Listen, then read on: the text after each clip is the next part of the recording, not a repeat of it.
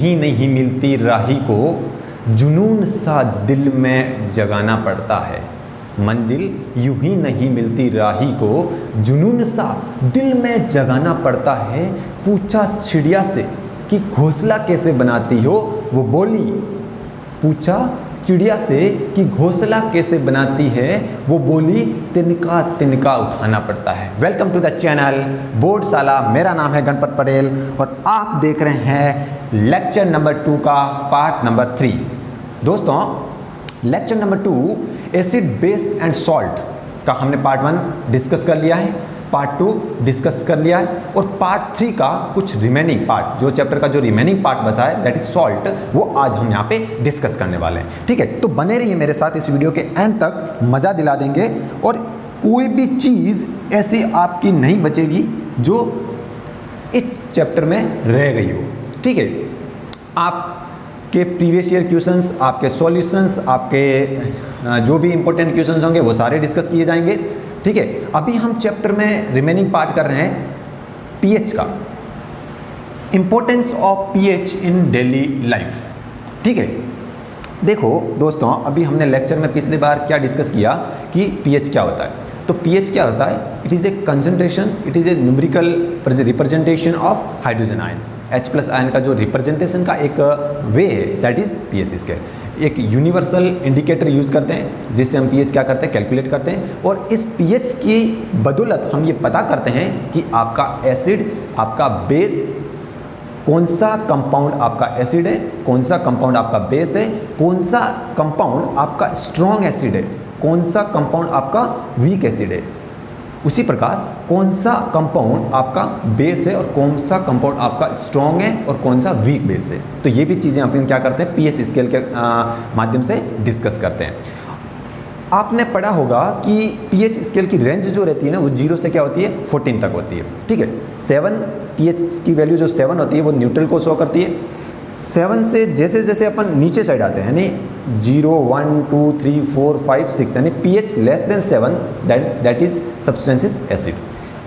और आपकी pH किसी सब्सटेंस की 14 तक जाती है, 7 to 14, यानी pH आपकी ग्रेटर देन 7 है, then that is known as base compound. ठीक है, और यदि 7 है तो न्यूट्रल है। अभी हम इस चैप्टर में ये डिस्कस करने जा रहे हैं कि क्या इंपॉर्टेंस है।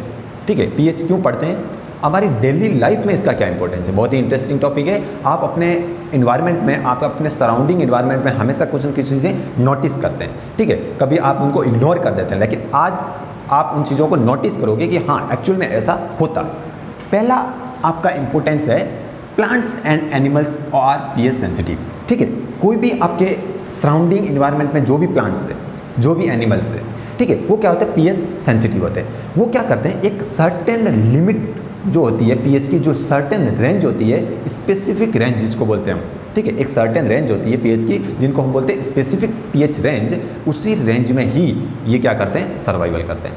पीएच उससे ज़्यादा या उससे कम हो जाती है तो इनको सर्वाइवल में क्या होती है, प्रॉब्लम्स आती है। तो वो पीएच रेंज क्या है, नैरो पीएच रेंज होती है, बहुत ही शार्प होती है, 7 to 7.8, मतलब बहुत ही शार्प है, नैरो रेंज है 7 to 7.8। उसमें ही कोई भी प्लांट्स या एनिमल्स अच्छी तरीके से क्या करता है, सर्वाइवल कर सकता है। ठीक है, पीएच इससे ज़्यादा हुई तो भी प्रॉब्लम है और पीएच 7 से कम हुई तो भी प्रॉब्लम है। मैंने बताया था पीएच स्केल में कि यदि आपकी पीएच 7 है, 7 है, then that is called neutral. ठीक है, वो आपका सब्सटेंस क्या होता है, न्यूट्रल सब्सटेंस होता है। अब न्यूट्रल से थोड़ा सा बेसिक साइड, मतलब बेसिक साइड जा रहे हैं, एसिडिक साइड नहीं जा रहा है। आपका एसिडिक साइड पीएच थोड़ा सा भी आ गया तो वो सर्वाइवल में, प्लांट्स और एनिमल्स के सर्वाइवल में क्या करेगा, प्रॉब्लम्स करेगा। ठीक है, तो एक नैरो पीएच रेंज होती है दैट इज 7 to 7.8, जिसमें आपका एनिमल्स और आपके जो सराउंडिंग इन्वायरमेंट में जो भी प्लांट्स है वो क्या करते हैं, सर्वाइवल करते हैं। Next one, soil.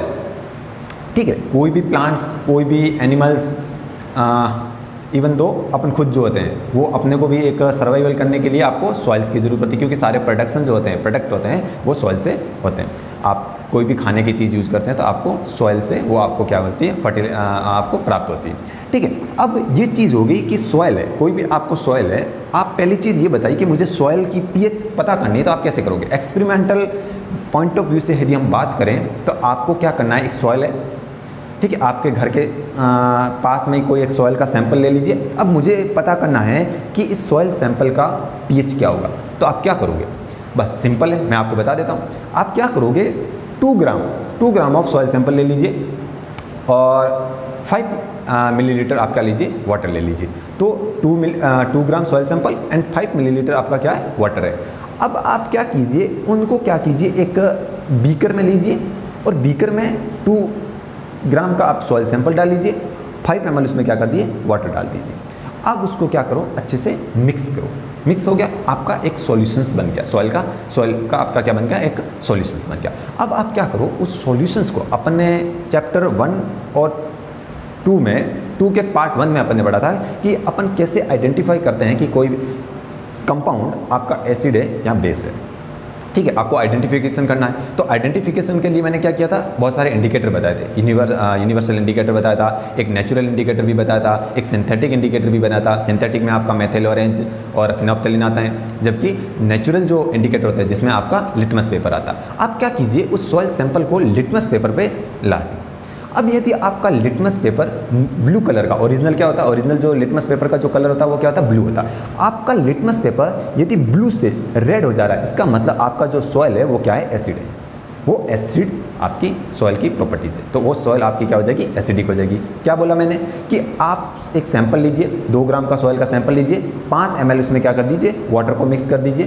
5 ml water mix करने के बाद में आपका जो सॉल्यूशंस प्रिपेयर हो गया, उस सॉल्यूशन से आप क्या कीजिए, लिटमस पेपर लाइए और चेक कीजिए। आप लिटमस पेपर को उसमें क्या कीजिए, ड्रॉप कीजिए और पता करिए कि लिटमस पेपर का कलर चेंज हो रहा है या नहीं हो रहा है। यदि आपका लिटमस पेपर का colour blue, original litmus paper का जो कलर होता है वो दैट इज ब्लू होता है, आपका ब्लू से रेड हो रहा है, इसका मतलब आपका सॉइल सैंपल्स क्या है, एसिडिक है। यदि आपका रेड से ब्लू हो रहा है तो आपका क्या है, सॉइल सैंपल क्या है, बेसिक है। और यदि लिटमस पेपर के कलर में कोई चेंजेस नहीं आ रहा है तो आपका क्या हो जाएगा, न्यूट्रल हो जाएगा। ठीक है, तो वो आपका सॉइल्स क्या हो गया, न्यूट्रल हो जाएगा। तो यही चीज़ है कि कोई भी आपको सॉइल सैंपल्स, अब आप ध्यान रखना, कोई भी आपको सॉइल सैंपल दे देगा, आप पता कर सकते हैं कि सॉइल हमारी एसिडिक है, बेसिक है, न्यूट्रल है, जो भी है। ठीक है, मैंने आपको प्रोसेस बता दिया कि कैसे आपको चेक करना है। नाउ लेट्स गो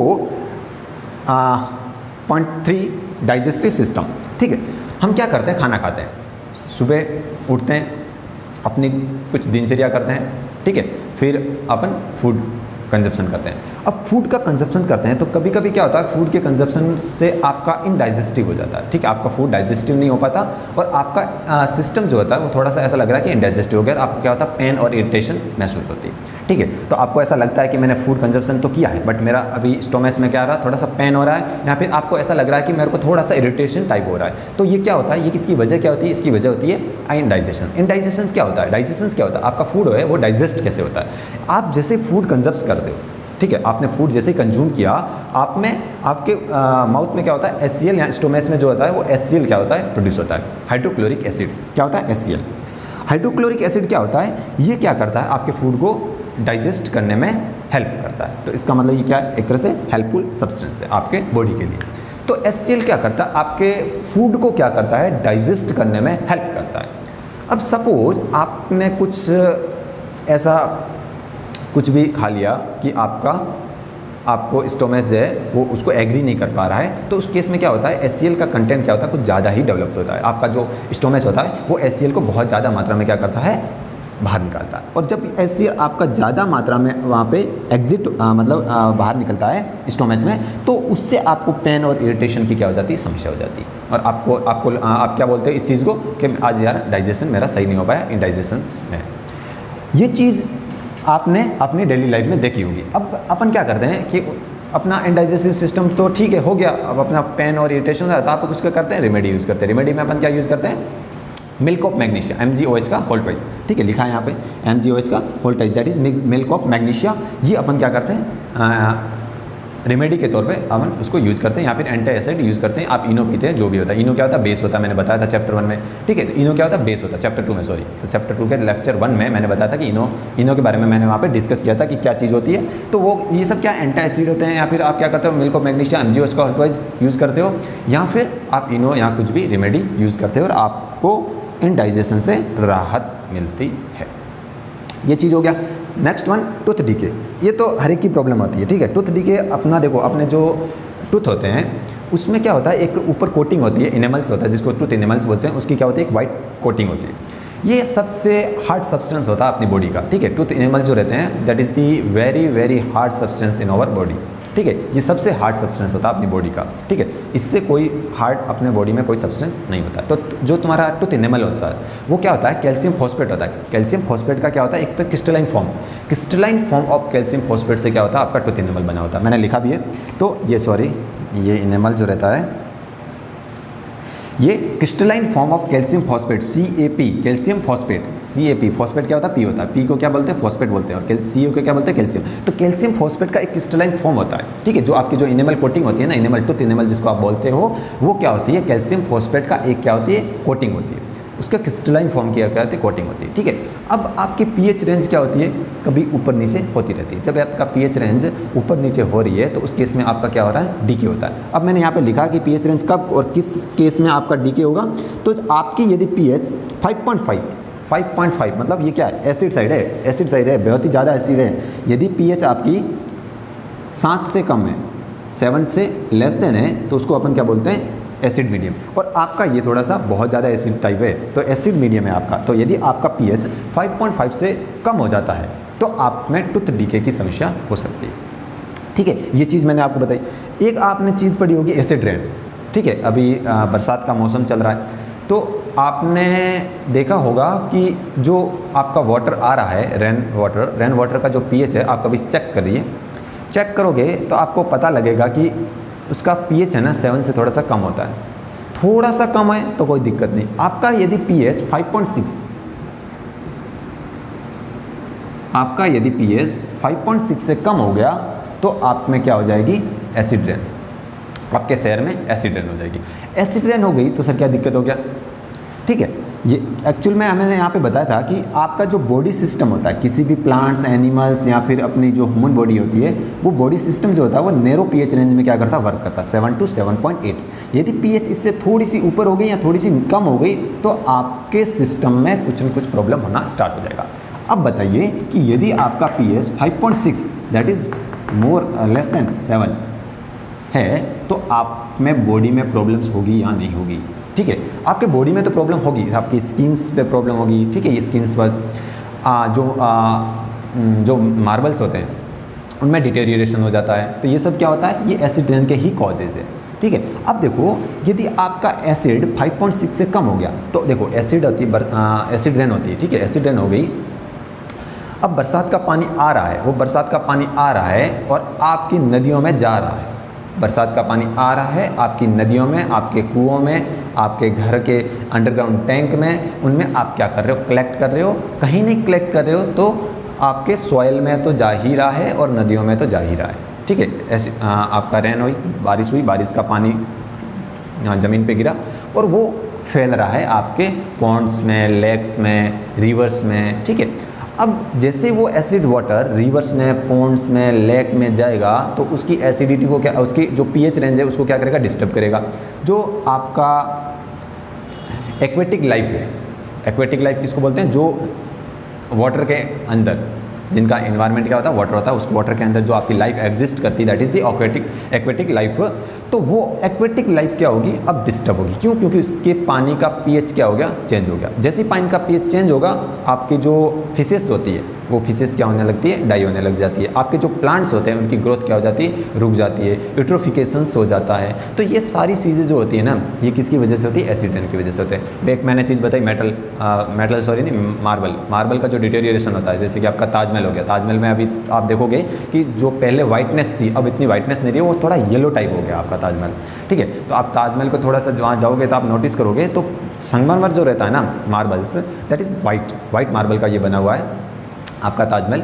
अब एसिड रेन हुई तो उसका वाइट मार्बल जो रहती है उसका क्या होता है, डिटेरियोरेशन हो जाता है। डिटेरियोरेशन से आपका क्या होता है, थोड़ा सा जो येलो टिंट आ रहा है ना ताजमहल में, वो इस एसिड रेन की वजह से ही आ रहा है, ठीक है। तो ये एसिड रेन के बहुत सारे नुकसान हैं, ठीक है। ये चीज़ हो गई, मैंने बता दिया। ये चीज़ क्या पढ़ी अभी अपन ने पढ़ा कि इंपॉर्टेंस क्या है पीएच का अपनी daily day to day life में। तो डे टू डे लाइफ में अपन ने क्या पढ़ लिया कि पीएच का क्या इंपॉर्टेंस है।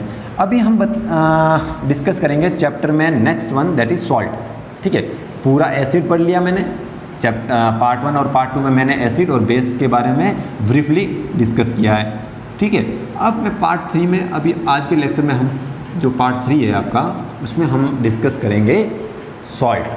ठीक है, पूरा सॉल्ट आपका इस चैप्टर में क्लियर हो जाएगा। ठीक है, तो जो भी सॉल्ट से रिलेटेड आपके प्रॉब्लम्स है, कंसेप्ट्स है, रिएक्शंस है, कुछ एक्सपेरिमेंट है, वो चीज़ें हम क्या करेंगे यहाँ पे डिस्कस करेंगे और आपके डाउट को सॉल्व करने की भरपूर कोशिश करेंगे। ठीक है, समझ में तो सब आ रहा है ना? ठीक है, तो अभी हम क्या करेंगे, हेडिंग डाल दीजिए आप, preparation, properties and uses of salt. ठीक है, अब हम क्या करेंगे, सॉल्ट के बारे में क्या करेंगे, पूरा डिस्कस करेंगे।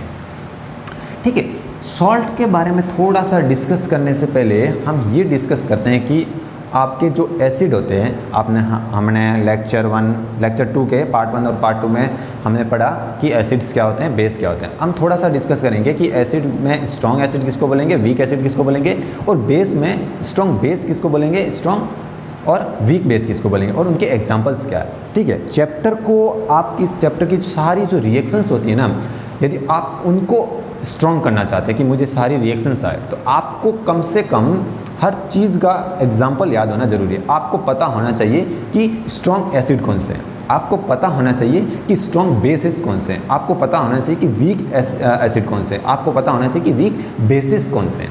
ठीक है, जब आपको weak acid, weak base, strong acid, strong base, सारे उनके एग्जाम्पल्स पता होंगे ना, तो आप जहाँ पूछेंगे कि स्ट्रॉन्ग बेस की वीक बेसिस के साथ रिएक्शन करनी है स्ट्रॉन्ग एसिड की, तो आप स्ट्रॉन्ग एसिड का एक एग्जाम्पल वहाँ से उठा लेना और वीक बेस का एक एग्जाम्पल उठा लेना, आप रिएक्शंस करवा लेना, आपका आंसर आ जाएगा। तो कोई भी रिएक्शंस होती है ना, उसको कमांड, आपको उसके ऊपर कमांड बनानी है, तो आपको एग्जाम्पल पता होना चाहिए कि कौन से कंपाउंड को क्या केमिकल फॉर्मूला होता है, उस कंपाउंड को एसिड बोलेंगे या बेस बोलेंगे, एसिड में है तो स्ट्रॉन्ग है या वीक है, और आपका बेस है तो बेस में भी स्ट्रॉन्ग है या वीक है। तो ये चीज़ें आपको क्या होनी चाहिए, पता होनी चाहिए। तो अभी हम क्या पढ़ेंगे कि आपका बेस और एसिड जो है उनके कुछ एग्जाम्पल की बात करेंगे। ठीक है, अब देखो, पहले सॉल्ट है। ठीक है, ये सॉल्ट की बाद में बात करेंगे, पहले अपन एसिड और बेस की बात करते हैं। ठीक है, ये आपका एसिड है। अब एसिड है, एसिड में दो टाइप के एसिड होंगे, एक आपका होगा जिनको हम बोलेंगे स्ट्रॉन्ग एसिड, और एक आपका होगा जिनको हम बोलेंगे वीक एसिड।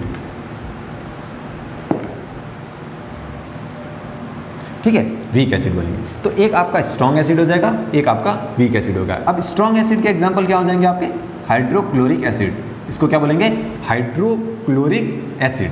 ठीक है, HCl। ठीक है, H2SO4, H2SO4 को क्या नाम आता है, इसका नाम है sulphuric acid. Sulphuric acid, hydrochloric acid, nitric acid, HNO3, hydrochloric acid, sulphuric acid और नाइट्रिक एसिड, ये आपके क्या होते हैं, स्ट्रॉन्ग एसिड होते हैं। ठीक है, स्ट्रॉन्ग एसिड होते हैं। स्ट्रॉन्ग एसिड किसको बोलेंगे, वीक एसिड किसको बोलेंगे, या फिर स्ट्रॉन्ग बेस किसको बोलेंगे और वीक बेस किसको बोलेंगे। तो स्ट्रॉन्ग एसिड उनको बोलते हैं जिनमें 100% क्या होता है, आयोनाइजेशन होता है। आपका कोई भी एसिड का कंपाउंड है, ठीक है, यदि आपका 100%, यदि इसमें आपका 100% क्या हो रहा है, आयोनाइजेशन, यदि आपका 100% आयोनाइजेशन हो रहा है, इसका मतलब वो क्या है, स्ट्रॉन्ग एसिड है। और 100% यदि आयोनाइजेशन नहीं हो रहा है तो वो आपका क्या हो जाएगा, वीक एसिड हो जाएगा। अब सर ये बताइए कि 100% आयोनाइजेशन का मतलब क्या होता है। ठीक है, 100% आयोनाइजेशन का मतलब होता है कि फॉर एग्जांपल, मैं आपका एग्जांपल लेता हूँ, HCl, ये आपका क्या है, हाइड्रोक्लोरिक एसिड है। हाइड्रोक्लोरिक एसिड दो आयन से मिलके बना है, एक आपका हाइड्रोजन है, एक आपका क्लोरीन है। ठीक है, हाइड्रोजन की जब मैं बात करूं तो हाइड्रोजन आयन होता है H+ एंड क्लोरीन आयन होता है आपका Cl-। यदि ये hydrochloric acid completely 100% H+ ion और Cl- आयन में यदि आपका ब्रेक हो जाता है तो आप उसको बोलेंगे 100% आयोनाइज, और यदि 100% आयोनाइज है तो आपको क्या बोलोगे, उसको स्ट्रॉन्ग एसिड बोलेंगे। समझ गए। यदि आपका कंपाउंड 100% उसके जो आयंस होते हैं उनमें क्या हो रहा है, ब्रेक हो रहा है, यानी इसमें H और क्लोरीन, हाइड्रोजन और क्लोरीन दो आयन थे, दो आयन में ये ब्रेक हो गया, H+ और Cl-, 100% ब्रेक हुआ है और ये 100% आयोनाइजेशन यदि कोई कंपाउंड कर रहा है तो उसको क्या बोलेंगे, स्ट्रॉन्ग एसिड बोलेंगे। फॉर एग्जाम्पल H2SO4, H2SO4 क्या होगा, H2SO4 जो रहता है आपका वो क्या करता है, ये आपका H+ एंड SO4-2 में आपका क्या हो जाता है, 100% ब्रेक हो जाता है, इसलिए मैं इसको क्या बोल रहा हूँ, स्ट्रॉन्ग एसिड बोल रहा हूँ। HNO3 nitric acid, nitric acid क्या होता है, H+ जो आपका HNO3 है, HNO3 है वो क्या कर रहा है आपका H+ एंड NO3- में क्या हो रहा है, 100% ब्रेक हो रहा है, इसीलिए मैं इसको बोल रहा हूँ strong acid. Understand, you better understand, okay. तो ये आप समझ गए कि क्यों मैं बोल रहा हूँ कि स्ट्रॉन्ग एसिड और क्यों मैं बोल रहा हूँ कि वीक एसिड, ठीक है। और स्ट्रॉन्ग एसिड है तो किसको बोलेंगे स्ट्रॉन्ग एसिड, उनको क्यों स्ट्रॉन्ग एसिड बोल रहे हैं, ये मैंने बताया कि उसका कारण है 100% आयोनाइजेशन। यदि कोई कंपाउंड 100% आयोनाइज हो रहा है तो उसको क्या बोलेंगे, स्ट्रॉन्ग एसिड बोलेंगे। अब आ जाओ वीक पे, वीक में एग्जांपल ले लो, एसिड है उसमें मुझे वीक का एग्जांपल लेना है, that is CH3 acetic acid, इसको क्या बोलेंगे, एसिटिक एसिड। ये आपका थोड़ा सा क्या होता है, वीक साइड होता है, एसिटिक एसिड हो गया। और एक आपका एग्जांपल ले लो, ये एसिटिक एसिड हो गया, एक आपका ये ले लो, ये आपका एग्जांपल ले लो H2CO3, H2CO3, ठीक है। आप एग्जांपल ले सकते हो HF, ठीक है। ये आपके क्या होते हैं, वीक एसिड होते हैं, ठीक है। CH3 सिर्बल एसिटिक एसिड, आपका हाइड्रोजन फ्लोराइड, ठीक है, ये आपके क्या होते हैं, वीक एसिड होते हैं, ठीक है। तो ये आपके क्या होते हैं, एसिड, एसिड में भी ये तुम्हारे क्या होते हैं, वीक एसिड और स्ट्रॉन्ग एसिड के एग्जांपल कर लिए। अब आ जाओ बेसिस पे। बेसिस की जब मैं बात करूं तो बेसिस में भी वही आपके दो, एक आपके होंगे स्ट्रॉन्ग, ठीक है। इसमें एक एग्जांपल और लीजिए, HBr भी लिख सकते हैं, हाइड्रोजन ब्रोमाइड, ये भी आपका क्या है, स्ट्रॉन्ग एसिड है, ठीक है, स्ट्रॉन्ग। और दूसरा एग्जांपल आ जाइए आपका वीक, ये हो गया। स्ट्रॉन्ग बेसिस में मैं एग्जांपल क्या लिखूंगा, NaOH sodium hydroxide, KOH potassium hydroxide, ये K, ठीक है, ये आपका क्या है, पोटेशियम हाइड्रोक्साइड, ठीक है, KOH। आपका हो जाएगा MgOH का होल ट्वाइस, मैग्नीशियम हाइड्रोक्साइड, आपका हो जाएगा कैल्शियम हाइड्रोक्साइड, आपका हो जाएगा CaOH का होल ट्वाइस। तो ये सारे क्या होते हैं, स्ट्रॉन्ग एसिड। आप दो एग्जाम्पल, मिनिमम दो एग्जाम्पल स्ट्रॉन्ग एसिड के, मिनिमम 2 एग्जाम्पल वीक एसिड के, मिनिमम 2 एग्जाम्पल स्ट्रॉन्ग बेसिस के और मिनिमम 2 एग्जाम्पल वीक बेसिस के आपको याद करने हैं, ठीक है। मिनिमम 2, मैंने क्या बताया, मिनिमम आपको 2 तो याद ही होने चाहिए। आपको ज़्यादा याद है अच्छी बात है, लेकिन आपको कम से कम 2 एग्जाम्पल इनके याद रखने ही पड़ेंगे। आ जाओ वीक में, तो वीक में आप क्या बात करेंगे, तो वीक में आ जाओ आप NH4OH, अमोनिया, ये हो गया। तो ये आपके क्या होते हैं, वीक बेसिस होते हैं, ठीक है। और भी एग्जांपल याद आया तो मैं आपको बता दूंगा, अभी के लिए आप लिख दीजिए NH4OH और NH3, ये आपके क्या रहते हैं, वीक रहते हैं, ठीक है। तो बेसिस में ये आपके वीक बेसिस हो गए और स्ट्रॉन्ग बेसिस हो गए। एसिड में आपके क्या हो गया, वीक एसिड हो गया और स्ट्रॉन्ग एसिड हो गया। तो ये चीज़ें आपको क्या करनी है, याद रखनी है। कंप्लीट। नेक्स्ट वन पे आ जाइए, आराम से पढ़ेंगे, अच्छे से पढ़ेंगे, कोई डाउट पीछे नहीं छोड़ेंगे, ठीक है।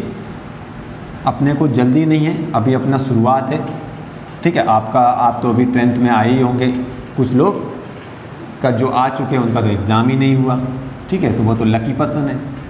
अब जो आप 10th में आए हो तो आप तो लकी होंगे या नहीं होंगे ये तो समय ही बताएगा, ठीक है। तो टाइम आने पर पता लगेगा कि आप भी कैसे हैं, आपका लक क्या चलता है, आपको एग्ज़ाम देना पड़ता है या नहीं देना पड़ता है। लेकिन आपको तैयारी फुल रखनी है, ठीक है। एग्ज़ाम पे डिपेंडेंट मत रहिए, ठीक है। हो सकता है कि आपने अच्छे से तैयारी की 10वीं की, आपका बोर्ड का एग्ज़ाम नहीं हुआ, चलो कोई दिक्कत नहीं हुआ, आप अपनी क्षमता को दिखा नहीं पाए, ठीक है, आपके अंदर बहुत पोटेंशियल था, लेकिन आप क्या किया कि आपका गवर्नमेंट ने एग्ज़ाम नहीं लिया और आपने अपना पोटेंशियल नहीं दिखा पाए, ठीक है, आपको खेद हुआ कि यार मैं इतना इंटेलिजेंट था, मैंने पूरी साल मेहनत की और मुझे फल नहीं मिला, रिजल्ट नहीं मिला। क्यों? क्योंकि एग्ज़ाम नहीं हुआ तो पता नहीं लगा कि कौन इंटेलिजेंट है और कौन नहीं है। आप तो इंटेलिजेंट थे, आपको तो सब कुछ आता था, आपने पूरे साल मेहनत की, लेकिन अपनी मेहनत पे भरोसा करो। आपने जो मेहनत की है ना, आपको एक दिन वो ज़रूर फल देगी, ठीक है, आज नहीं तो कल आपको फल ज़रूर मिलेगा उस मेहनत का, ठीक है। आपने जो मेहनत की है ना दिन रात, आपने 10th में आपने रिएक्शंस सब पढ़ ली, आपने पूरे चैप्टर क्लियर कर लिया, आपने मैथमेटिक्स अच्छे से पढ़ ली, सारे रिविजन्स कर लिए, एग्ज़ाम कर लिए, जितने भी पेपर्स थे आपने सब सॉल्व कर लिए, प्रीवियस ईयर पेपर, एक्सरसाइज सब सॉल्व कर लिए, आपको उसका रिज़ल्ट मिलेगा। क्योंकि एक्चुअल में आपका जो, अब बात आएगी, ये तो बता देता हूँ कि एक्चुअल में आपका जो मोटिव है ना, वो आपका 10th में 90 क्रॉस करना, बोर्ड में मेरिट आना, ये नहीं है।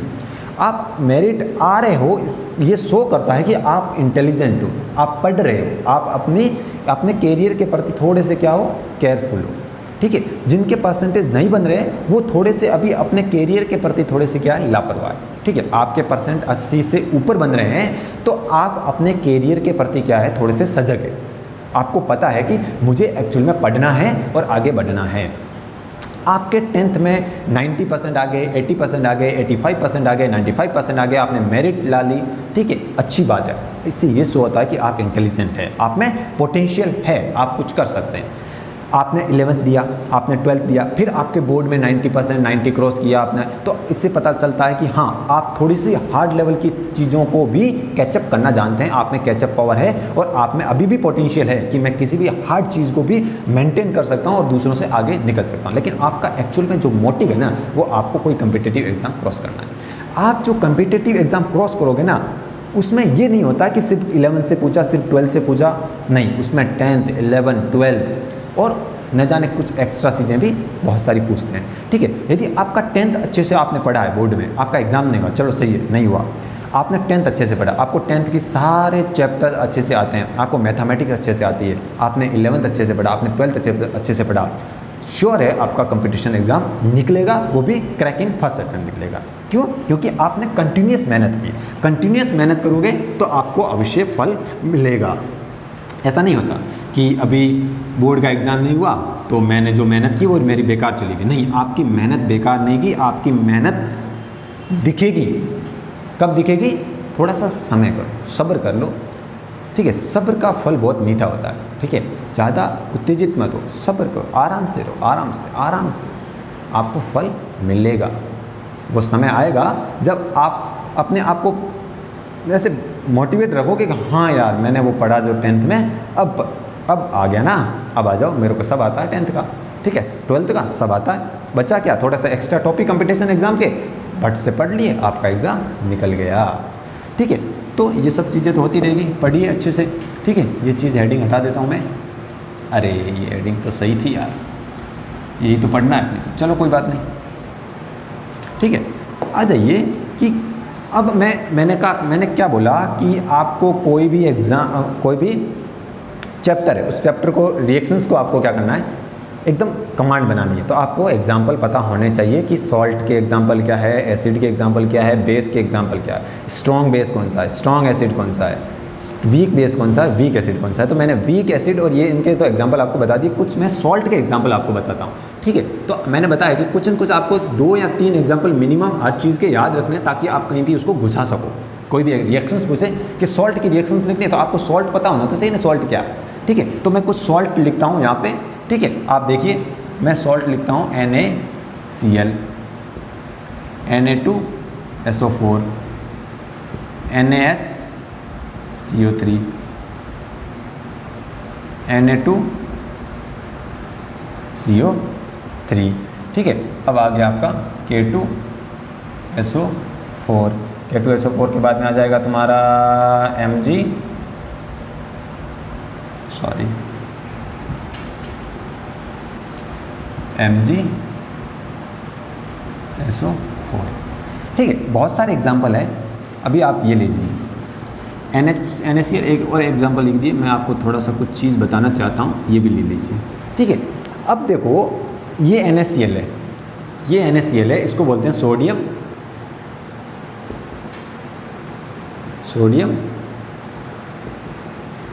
क्लोराइड, ठीक है। ये सोडियम क्लोराइड हो गया, और ये आपका क्या हो गया, सोडियम सल्फेट हो गया, ठीक है। ये आपका हो गया सोडियम सल्फेट, ठीक है। ये आपका क्या हो गया, सोडियम सल्फेट हो गया, ठीक है। अब ये आपका हो गया सोडियम हाइड्रोजन कार्बोनेट, मैं आपको बोल रहा हूँ, आप लिख लीजिए sodium hydrogen carbonate, sodium hydrogen carbonate, इसका नाम हो गया सोडियम कार्बोनेट। ये सिर्फ कार्बोनेट है तो ये सोडियम है, सोडियम कार्बोनेट, ये हाइड्रोजन बीच में हो गया, इसलिए मैंने बोला सोडियम हाइड्रोजन कार्बोनेट। यहाँ पे हाइड्रोजन नहीं है तो सिर्फ सोडियम कार्बोनेट। ये आपका क्या हो जाएगा, ammonium chloride, magnesium sulphate, potassium sulphate, नाम लिख दीजिए पोटेशियम सल्फेट। मुझे ये एग्जाम्पल मैंने जो बताया ना, आप इनको तो कम से कम याद कर लीजिए कि मुझे ये पता होना चाहिए, ये पता होना चाहिए, ये पता होना चाहिए, ये पता होना चाहिए, ये भी पता, ये भी पता, ये भी पता, और इनके नाम पता होने चाहिए, और विथ केमिकल फॉर्मूला। ये आप इतना तो करना ही पड़ेगा। आ जाइए, मैं क्या चीज़ यहाँ पे डिस्कस करना चाह रहा हूँ कि एक आपके बुक में दे रखा है family of salts, family of salts. अब फैमिली ऑफ सॉल्ट्स का मतलब क्या होता है कि जो भी सॉल्ट्स है, आप क्या करते हैं, आप एक परिवार में रहते हैं, ठीक है। आपके पापा का नाम होता है, पापा के नाम से आपका पूरा परिवार रहता है, आपके 2 भाई होते हैं, आपकी कुछ बहन होती है, आपके माता पिता, ये सब होते हैं, तो इसको आप क्या बोलते हैं, फैमिली बोलते हो, ठीक है। क्योंकि फैमिली में आपके कुछ क्लोजनेस होते हैं। क्यों आप क्लोज है, क्योंकि आप एक ही परिवार से, आप एक ही परिवार से हैं, आपके अंदर खून का रिश्ता है, इसलिए आप क्या बोल रहे हो कि हम एक फैमिली के। आप पड़ोस में जो रह रहा है उनको नहीं बोलते कि ये हमारे फैमिली का मेंबर है, आप अपने घर के जो भी होते हैं ना उनको क्या बोलते हैं, फैमिली का मेंबर बोलते हैं। फैमिली का मेंबर क्यों बोल रहे हो, क्योंकि आप में और उनमें कुछ न कुछ सिमिलरिटीज़ है, आपके और आपके भाई में कुछ न कुछ क्या है, सिमिलरिटीज़ है, इसलिए आप क्या बोल रहे हो कि ये मेरा भाई है, ये मेरा फैमिली मेंबर है। क्यों, सिमिलरिटीज़, वर्ड क्या है, सिमिलरिटीज़। अब देखो फैमिली ऑफ सॉल्ट, अब वो सॉल्ट जिनमें कुछ न कुछ सिमिलरिटीज़ है उनको मैं एक फैमिली में डाल दूंगा, दूसरे कुछ सॉल्ट होंगे जिनमें इनमें और इनमें कुछ सिमिलरिटी होगी तो मैं उनको दूसरी फैमिली में डाल दूंगा। तो कहने का मतलब है कि जिन 2 सॉल्ट में या जिन 1 2 3 जितने भी सॉल्ट है उनमें कुछ न कुछ कॉमन प्रॉपर्टीज़ है, उनकी बेसिस पे मैंने क्या किया, एक फैमिली को बना दिया, एक फैमिली ऑफ सॉल्ट बना दिया। अब देखो ये मैंने एग्जाम्पल लिया इसलिए मैंने लिखा था कि ये NaCl के साथ में मैंने एक लास्ट में ये भी एग्जाम्पल लिखा था। क्यों लिखा था, क्योंकि देखो NH4Cl और NaCl, इसमें जो Cl है आपका वो आपका क्या है, कॉमन है, कुछ मैचिंग मिल रहा है। आपके भाई में भी कुछ मैचिंग होता है, 2 भाई होते हैं उनमें कुछ शकल या फिर कुछ न कुछ तो शकल अकल कुछ तो मैचिंग होता ही है। अब शकल अकल मैचिंग होती है तो आप क्या बोलते हैं, उसको भाई बोलते हो। यहाँ पे भी कुछ न कुछ मैचिंग है, Cl है, हाँ भैया Cl तो है, यहाँ Cl है, इसका मतलब भैया यहाँ भी Cl है, तो क्यों ना मैं इसको क्लोरीन फैमिली बोल दूँ, क्लोरीन फैमिली बोल दूँ। और क्लोरीन फैमिली है तो इसके एग्जांपल क्या लिखूंगा मैं, NH4Cl और NaCl। क्यों, क्योंकि उसमें Cl तो आना ही चाहिए। तो ये आपकी क्या बन गई, क्लोरीन फैमिली बन गई। हो सकता है कि ऐसे ऐसी बहुत सारी फैमिली बन सकती है, अनगिनत फैमिली बन सकती है। आप क्या लीजिए, सल्फाइड फैमिली बना दीजिए, ठीक है, सल्फाइड फैमिली, ये SO4, ये पोटेशियम सल्फेट है, ये मैग्नीशियम सल्फेट है, ठीक है, ये सोडियम सल्फेट है। अब देखो यहाँ पे सल्फेट मैचिंग सल्फेट मैचिंग, तो ये 3 एग्जाम्पल जो है कौन से, sodium sulphate, potassium sulphate, magnesium sulphate, आपके क्या बन जाएंगे, एक फैमिली बन जाएगी, that is the sulphide family. समझ गए। अब ऐसे ही मैं एग्जाम्पल लेता हूँ, ये वाले बताइए आप कि इसमें क्या मैचिंग है। इन 4 एग्जाम्पल में ऐसी चीज़ बताइए जो मैचिंग है। सोडियम मैचिंग है, मैचिंग हुआ, इसको मैं बोल सकता हूँ सोडियम फैमिली, यस मैं इसको क्या बोल सकता हूँ, सोडियम फैमिली बोल सकता हूँ। क्यों, क्योंकि इसमें सोडियम्स क्या है, कॉमन है। तो ये आपका क्या हो गया, फैमिली ऑफ सॉल्ट्स हो गया, ठीक है। तो ये आपका फैमिली ऑफ सॉल्ट हो गया। नेक्स्ट वन पे आ जाइए, अभी हम चैप्टर में आगे डिस्कस करते हैं। आपको फैमिली सॉल्ट समझ में आ गया कि क्या चीज़ होती है। अब आप आ जाइए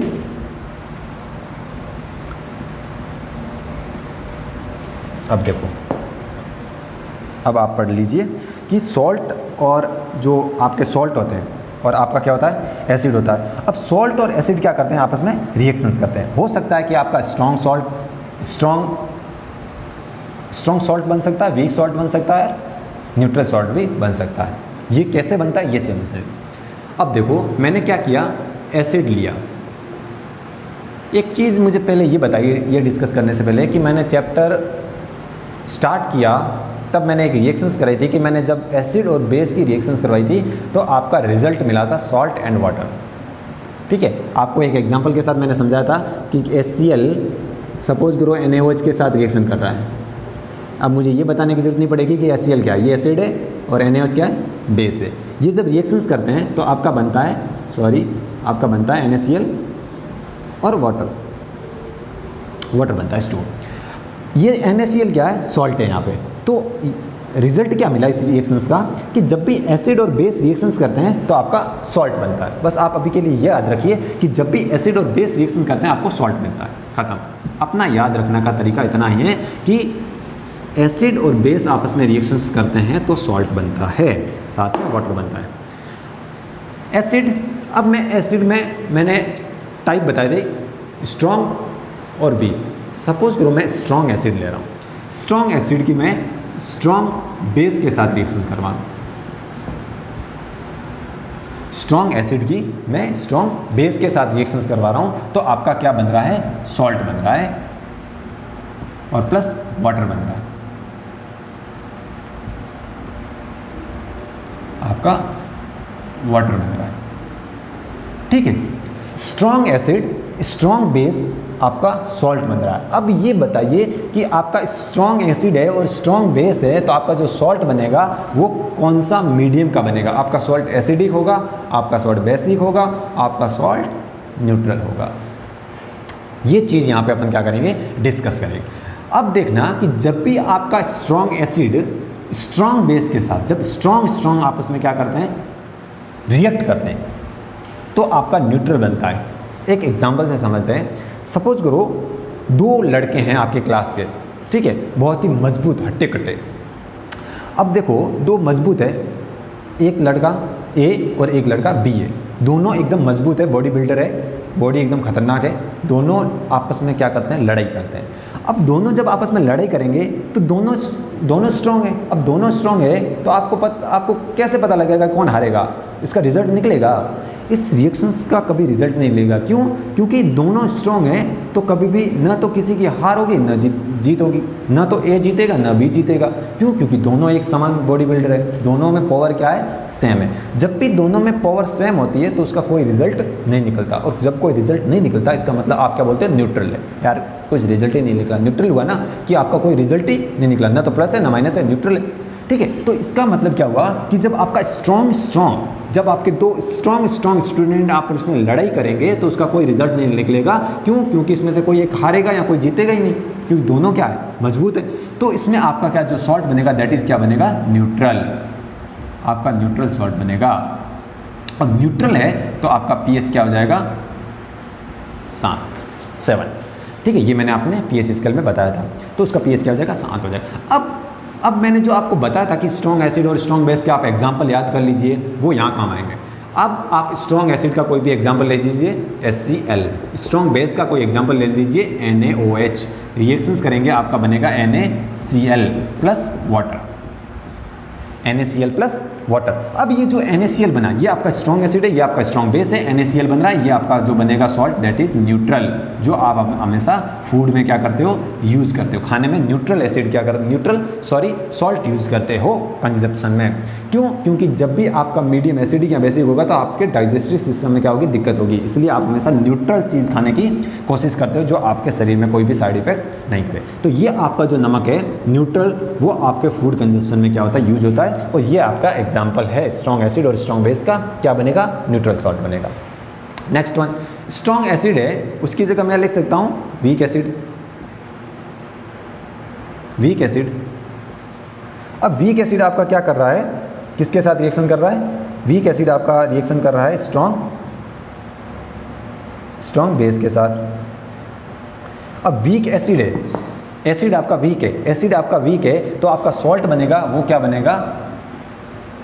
एसिड तो नहीं बनेगा, क्योंकि एसिड तो आपका जो कंपाउंड यूज़ किया अंदर आपने वीक कंपाउंड यूज़ किया है, वीक कंपाउंड यूज़ किया है तो आपका सॉल्ट वीक के हिसाब से नहीं बनेगा, स्ट्रॉन्ग के हिसाब से बनता है। कोई भी जो रिजल्ट आता है वो हमेशा स्ट्रॉन्ग के आधार पे आता है। यदि आपका बेस स्ट्रॉन्ग है तो आपका सॉल्ट भी क्या बनेगा? स्ट्रॉन्ग बेस बनेगा, मतलब बेस बनेगा। तो ये बेस नेचर का होगा, बेस नेचर का होगा, इसका मतलब उसका pH क्या होगा? ग्रेटर देन 7 होगा। समझ गए? हमेशा कोई भी रिएक्शंस होती है, जीतेगा कौन? जब भी युद्ध होता है जीतेगा कौन? जीतेगा वही जो पावरफुल होगा। यहाँ पे पावरफुल कौन है? स्ट्रॉन्ग बेस पावरफुल है, तो बेस पावरफुल है ना, तो बेस आपका सॉल्ट बनेगा। तो सॉल्ट जो होगा उसका नेचर क्या होगा? बेसिक होगा, एल्केलाइन होगा। समझ गए? यही हो गया। अब मैंने जो एग्जांपल बताया उसमें से कोई भी एक एग्जांपल ले लीजिए, आपका काम हो जाएगा। आपको क्या लेना है? वीक एसिड लेना है। तो वीक एसिड का मैंने एग्जांपल बताया था CH3COOH, एसिटिक एसिड। आपको स्ट्रॉन्ग बेस है तो स्ट्रॉन्ग बेस का कोई भी एग्जांपल ले लीजिए, NaOH। रिएक्शंस करवा लीजिए। जब भी वीक एसिड और स्ट्रॉन्ग बेस रिएक्शंस करेंगे तो आपका बन जाएगा CH3COONA। ये आपका सॉल्ट बन गया जो कि अल्कलाइन नेचर का होगा, और वाटर तो बनेगा। दिख रहा है ना सर? यहाँ वाटर लिखा हुआ है, ये आपका CH3COONA, कुछ नहीं हुआ, ये Na सब्सट्रेट कर इसको रिप्लेस कर देगा H को, और आपकी रिएक्शंस क्या हो जाएगी? कंप्लीट हो जाएगी। ठीक है, तो मैंने एग्जांपल ले लिया कोई भी वीक एसिड का, आप कोई भी स्ट्रॉन्ग बेस का एग्जांपल ले लीजिए और आप क्या कर दीजिए? रिएक्शंस करवा लीजिए। कोई दिक्कत नहीं है, क्योंकि मैंने आपको एग्जांपल सारे बता दिए, इसलिए मैंने ये बताए थे कि आपको कम से कम हर एक चीज़ का एग्जांपल पता होना चाहिए कि कौन वीक है कौन स्ट्रॉन्ग है। आप पहले वो याद कीजिए कि स्ट्रॉन्ग बेस कौन सा है, वीक बेस कौन सा है, स्ट्रॉन्ग एसिड कौन सा है, वीक एसिड कौन सा है। यदि ये आपको पता लग गया तो ख़त्म, चैप्टर ही ख़त्म हो जाएगा। ठीक है, ये चीज़ हो गई। क्योंकि अपने को पढ़ना है इजी वे में, अपने को ज़्यादा इधर उधर की बात करनी नहीं है, अपने को सीधा पॉइंट पे फोकस करना है, बस वो चीज़ याद कर लीजिए, ख़त्म। अब आ जाइए नेक्स्ट वन। मैंने क्या किया? वीक एसिड ले लिया था, अब स्ट्रॉन्ग एसिड ले लेता हूँ, बेस को क्या लेता हूँ? वीक ले लेता हूँ। तो ये तुम्हारा हो गया बेस वीक, ये वीक है, ओके, ये वीक है।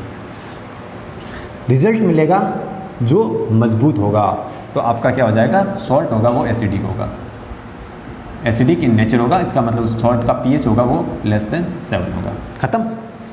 बहुत इजी वे में समझना है, स्ट्रॉन्ग के हिसाब से हमेशा रिजल्ट निकलेगा, जो मजबूत होगा वो जीतेगा।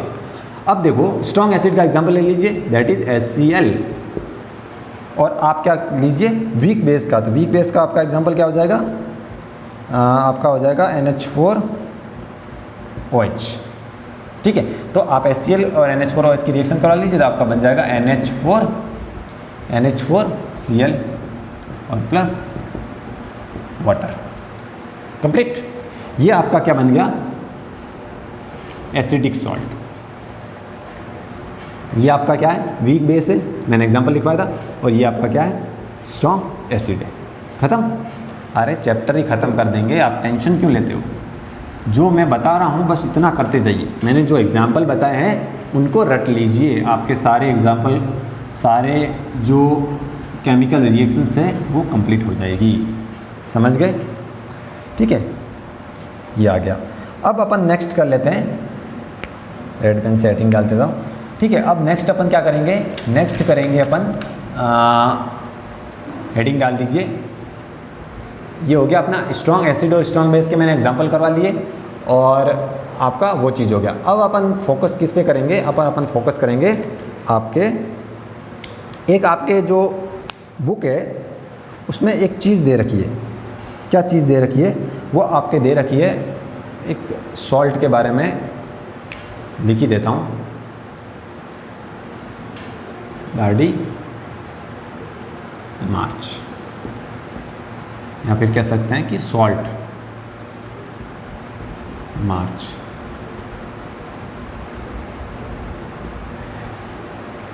नमक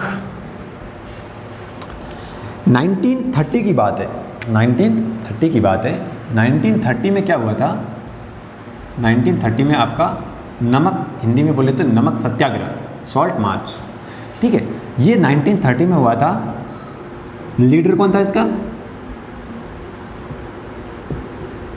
MG, महात्मा गांधी।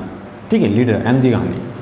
ठीक है, अब इन्होंने क्या किया था, जो आपके ब्रिटिश एम्पावरमेंट था, ब्रिटिश सरकार थी, उन्होंने क्या किया, जो नमक है, सॉल्ट है, उस पर क्या इन्होंने क्या किया, टैक्सेस लगा दिए, बहुत ज़्यादा टैक्सेस लगा दिए। अब नमक तो जो सॉल्ट है आपकी बेसिक रिक्वायरमेंट है, अब बेसिक रिक्वायरमेंट है, आप इसके बिना तो रह नहीं सकते, आपको खाने में कहीं पे भी नमक तो ज़रूरी है। अब ब्रिटिश सरकार ने क्या किया, इन पे हाई टैक्सेस लगा दिए, हाई टैक्स लगा दिया। अब हाई टैक्स लगाया तो जो इंडिया की पब्लिक थी उनको प्रॉब्लम होने लगी, उनको बहुत ज़्यादा टैक्स देना पड़ गया नमक के, और उनको नमक तो क्या बेसिक रिक्वायरमेंट है, उनको खरीदना तो पड़ता ही है। तो महात्मा गांधी ने क्या किया, आपके जो साबरमती आश्रम है,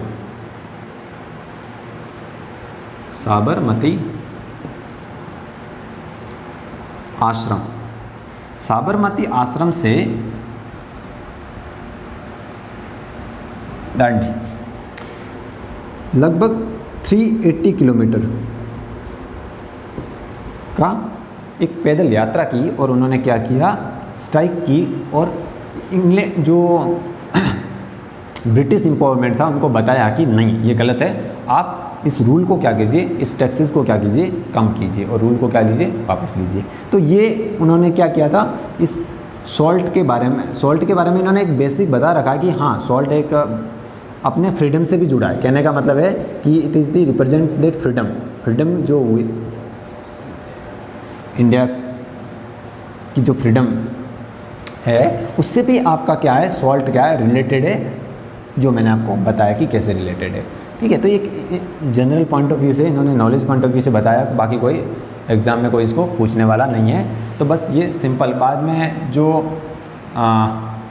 महात्मा गांधी और 1931 में महात्मा गांधी और जो वायसराय था ब्रिटिश सरकार का, उनके बीच में वापस संधि हुई, और उन्होंने क्या किया, इस टैक्सेस को क्या किया, कम कर दिया था। ठीक है, तो ये सफल अभियान था महात्मा गांधी जी का। ठीक है, तो ये चीज़ थी, बस थोड़ा सा इन्होंने क्या है बता रखा है कि यार जो सॉल्ट है वो थोड़ा सा अपने फ्रीडम से भी जुड़ा हुआ है। ठीक है, ये चीज़ हो गई। अब सॉल्ट जो है, उस सॉल्ट के यूजेस क्या है। ठीक है, अब देखो, salt common raw material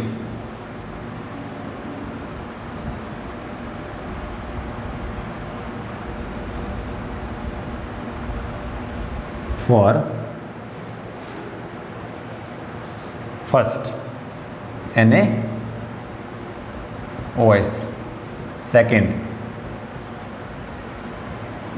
baking soda, third washing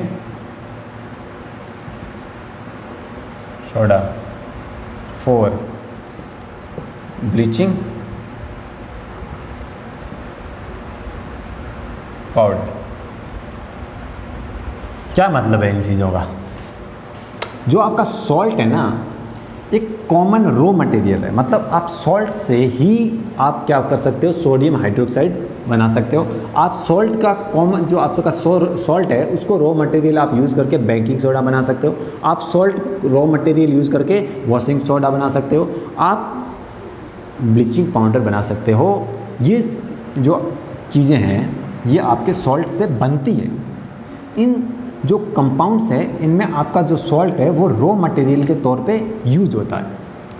कैसे यूज होता है, कैसे ये चीज़ें बनती हैं, क्या इनके यूजेज है, इनके खुद के क्या यूजेज है, ये कैसे बनता है, इनमें रिएक्शंस क्या होती है, ये चीज़ें हम आप डिस्कस करेंगे। आप ये जान लीजिए कि जो सॉल्ट है वो सॉल्ट रॉ मटेरियल किन किन चीज़ों में यूज़ होता है। तो आपका सोडियम हाइड्रोक्साइड बनाने में भी आपका रॉ मटेरियल के तौर पे सॉल्ट यूज़ होता है, बेकिंग सोडा बनाने में भी, वॉशिंग सोडा बनाने में भी, और ब्लीचिंग पाउडर बनाने में भी आपका रॉ मटेरियल के तौर पे क्या होता है, यूज़ होता है। ये चीज़ें यहाँ पे अपन ने देख ली। अब हम डिस्कस करेंगे बारी बारी से कि ये क्या होता है, कैसे बनता है, इनकी रिएक्शंस क्या है, ये क्या होता है, इसके यूजेज क्या है, इसकी केमिकल रिएक्शंस क्या है, इनके केमिकल रिएक्शंस एंड यूजेज क्या, और इसके केमिकल रिएक्शंस एंड यूजेज क्या है। तो ये चीज़ें हम क्या करेंगे यहाँ पे डिस्कस करेंगे। आप हेडिंग डाल लीजिए सोडियम हाइड्रोक्साइड पहला। ठीक है, तो सोडियम हाइड्रोक्साइड आप क्या कर दीजिए, पहली हेडिंग डाल दीजिए। ठीक है, ये चीज़ हो गई। अब पहली पहले आप हेडिंग डाल दीजिए सोडियम हाइड्रोक्साइड, जिसको बोलते हैं क्लोर एल्किली प्रोसेस। ठीक है, सोडियम हाइड्रोक्साइड, इसको क्या बोलते हैं अपन, क्लोर एल्किली। ये नाम इंपॉर्टेंट है, क्लोर एल्किली प्रोसेस। ये कई बार एग्जाम में पूछा रखा है कि क्लोर एल्किली प्रोसेस क्या होता है, यहाँ पे सोडियम हाइड्रोक्साइड को कैसे बनाया जाता है। तो ये चीज़ें आपके क्या है एग्जाम में पूछ रखी है, ध्यान से इस एक्सपेरिमेंट को ध्यान से सुनना कि क्या होता है। अब देखो, मुझे सोडियम हाइड्रोक्साइड बनाना, अब मुझे सोडियम हाइड्रोक्साइड बनाना, तो मैंने पहले ही आपको बताया था कि इसको बनाने में सॉल्ट का यूज़ होता है। सॉल्ट क्या है, एक तरह से कॉमन रॉ मटेरियल है फॉर मेकिंग सोडियम हाइड्रोक्साइड। अब कैसे बनता है, देखिए सॉल्ट कौन सा सॉल्ट है, वो आपका सॉल्ट है NaCl, एक्वस मीडियम में आपका NaCl है। वो NaCl में क्या कर रहा हूँ मैं, H2O के साथ क्या कर रहा हूँ, वाटर के साथ क्या कर रहा हूँ, उसकी रिएक्शंस करवा रहा हूँ। किसकी प्रेजेंस में, इलेक्ट्रिसिटी की प्रेजेंस में। इलेक्ट्रिसिटी की प्रेजेंस में क्या कर रहा हूँ मैं, यहाँ पे रिएक्शंस करवा। तो आपका प्रोडक्ट क्या बनता है, आपका प्रोडक्ट बनता है sodium hydroxide, that is NaOH, और प्लस आपका क्या बन जाता है, सॉरी NaOH बन जाता है, आपका Cl2 बन जाता है, और आपका H2, ये गैस है और ये भी गैस है। ये आपके क्या बनते हैं, प्रोडक्ट बनते हैं। इलेक्ट्रिसिटी की प्रेजेंस में कर रहा हूँ मैं ये रिएक्शंस। ठीक है, मैंने क्या किया, salt as a raw material, मैंने सॉल्ट लिया, उस सॉल्ट में मैंने क्या किया, H2O मिलाया। In the presence of electricity आपका बना sodium hydroxide, chlorine gas, hydrogen gas. इसके अलग यूजेज हैं, इसके अलग यूजेज है, इसके अलग यूजेज है, ये अलग चीज़ों में काम आता है, इसके भी बहुत सारे यूजेज है, इसके भी बहुत सारे यूजेज है। क्या है वो हम देखेंगे, पहले हम डिस्कस करते हैं कि कैसे ये हुआ। ठीक है, अब मैं एक चीज़ आपको यहाँ पे लिखवा रहा हूँ, दैट इज़ ब्राइन। एक वर्ड समझ लीजिए कि ब्राइन क्या होता है, फिर अपन इसमें आगे बढ़ते हैं। ब्राइन क्या होता है, ब्राइन आपका होता है एक्वस सॉल्यूशंस ऑफ NaCl। क्या होता है, एक्वस सॉल्यूशंस ऑफ NaCl।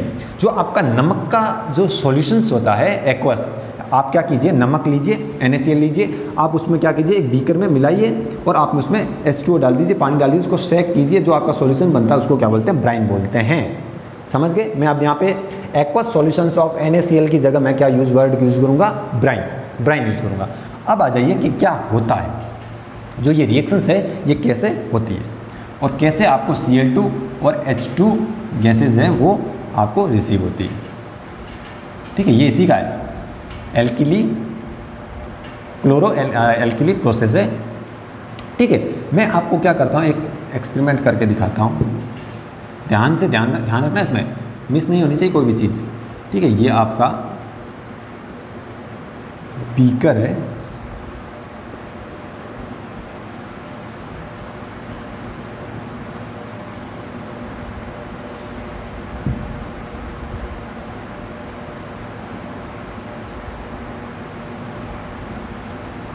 मैंने क्या किया, मैंने इलेक्ट्रिसिटी की जब मैं बात की थी, मैंने कहा कि मैंने ये रिएक्शंस क्या है, इलेक्ट्रिसिटी की प्रेजेंस में कराई।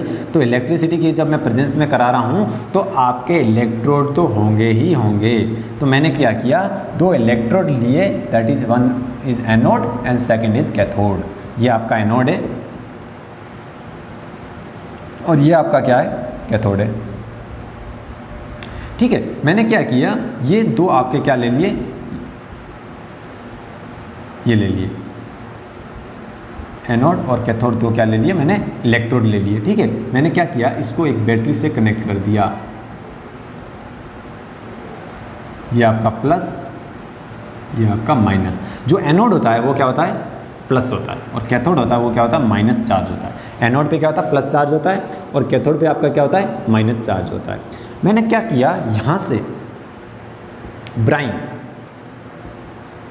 अब ब्राइन क्या होता है मैंने बता दिया, एक्वस सॉल्यूशंस ऑफ, एक बार लिख देता हूँ मैं फिर भी एक्वस सॉल्यूशंस ऑफ